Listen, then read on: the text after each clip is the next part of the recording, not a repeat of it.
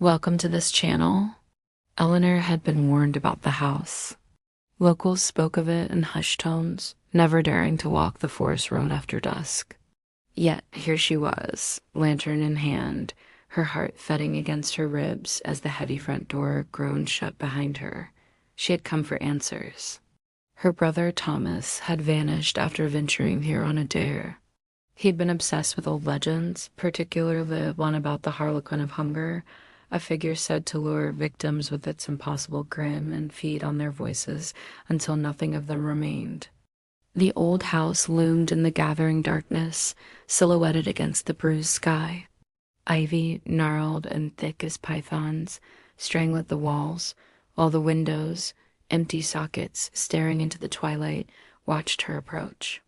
Taking a deep breath to steady herself, Eleanor walked up the path to the house. As she reached the top, the wind howled through the ancient corridors of Durnhold Manor, carrying with it a scent of raw and damp earth.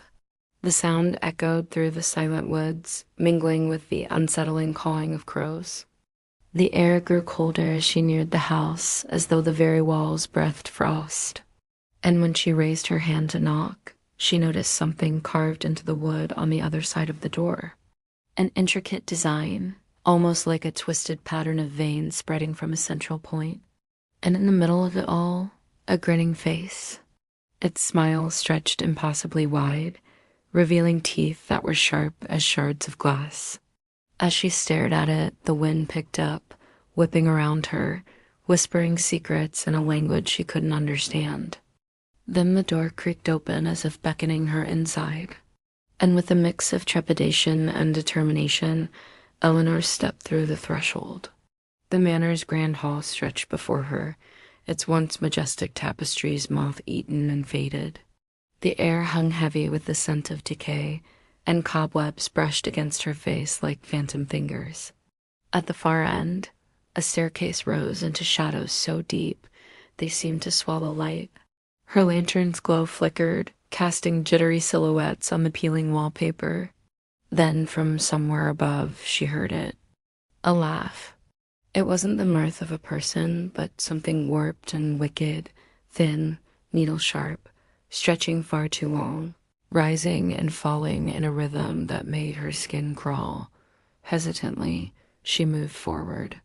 Her gaze traced the peeling paint on the walls, her heart pounding in her chest.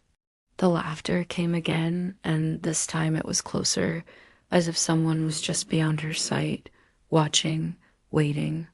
Gathering her courage, Eleanor continued deeper into the house. Each step up the staircase moaned under her weight.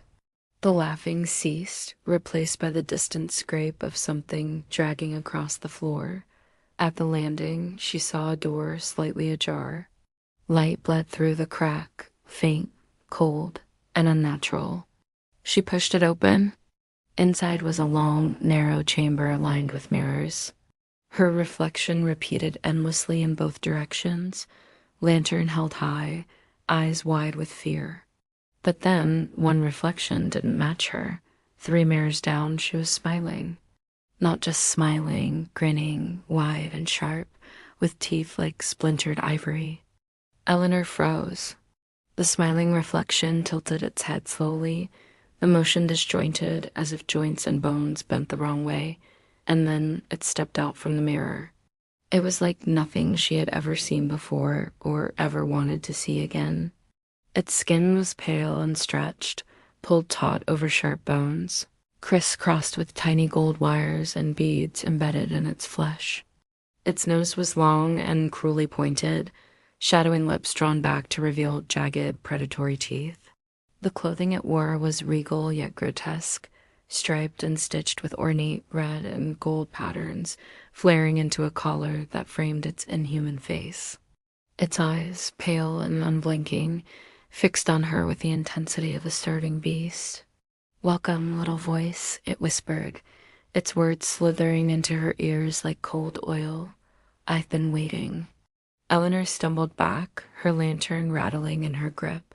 "Where's my brother?" she demanded, trying to keep her voice from shaking. The creature's grin widened impossibly. "Ah, Thomas." Such laughter he had, Sweet, bright, I keep it here. It tapped its own chest, and a muffled sound escaped from within, faint, pitiful, like a person crying through layers of fabric. You took him?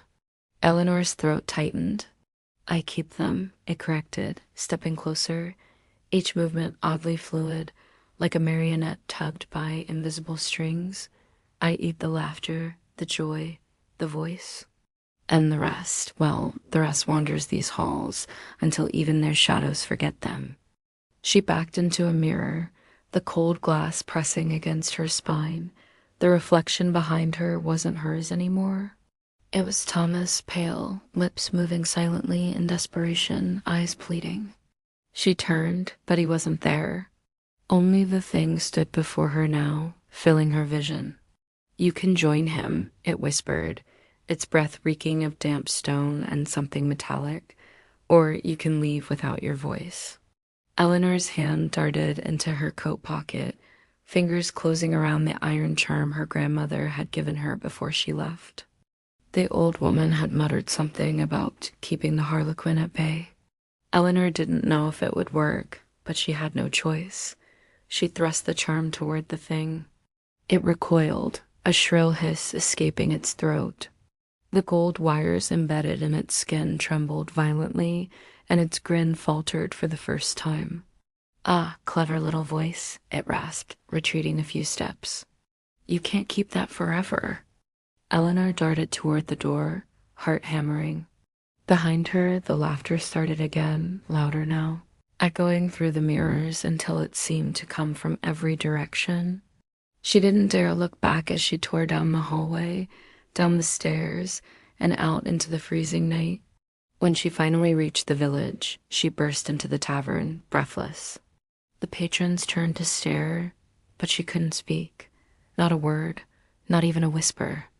Her voice was gone, on the edge of her hearing, just under the crackle of the fire. And the murmur of voices came a sound only she could hear, a laugh, thin and sharp, curling inside her mind. The Harlequin had let her go, but only so it could keep part of her forever. As dawn broke, painting the sky in hues of lavender and rose, Eleanor stumbled out of the tavern. Her head throbbed, not from the fall, but from the echoes of laughter that reverberated within her skull. The villagers eyed her, whispers following her like shadows. She sought refuge in the woods, finding solace in the ancient oak by the stream where she and Thomas used to play. Here, amidst the whispering leaves and babbling water, she felt a sliver of calm. Suddenly, a twig snapped behind her. She whirled around, her heart leaping into her throat, only to find a young boy with tousled hair and wide, innocent eyes. You're the girl who lives in the laughing house, aren't you? He asked, his voice echoing her own. They say whoever stays in the laughing house doesn't leave with their voice. Eleanor's grip tightened on the charm in her pocket. What do you know about the laughing house? She asked cautiously. The boy's eyes glistened with a strange light. Oh, I know plenty, he said, a mischievous grin spreading across his face. You see, the laughing house chooses those whose laughter it desires most. It takes their voices, and plays with them, twists them, turns them into something cruel and sharp. He paused, tilting his head as if listening to something. I think it's hungry again. It's been so long since it's had a new voice to play with. Eleanor's blood ran cold. She had hoped to find a way to destroy the Harlequin, to break the curse it had placed upon her and her brother.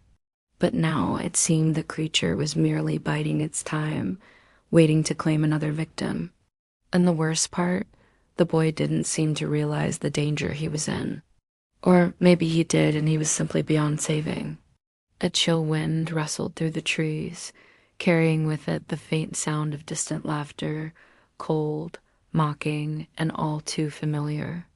So ends another installment in our horror series. If you enjoyed this story, please consider subscribing to stay informed about our latest releases. Also, we would love to hear from you. So don't forget to drop a comment down below and let us know what you think.